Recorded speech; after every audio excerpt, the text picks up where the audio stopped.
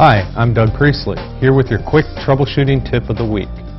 Liquid line filter dryers should be used on all installations.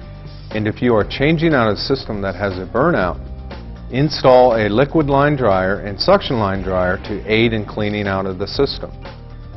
Follow up a week later with a suction line filter dryer changeout. Thanks for watching. This and other great tips are available 24/7 on the Nordine Interactive Network.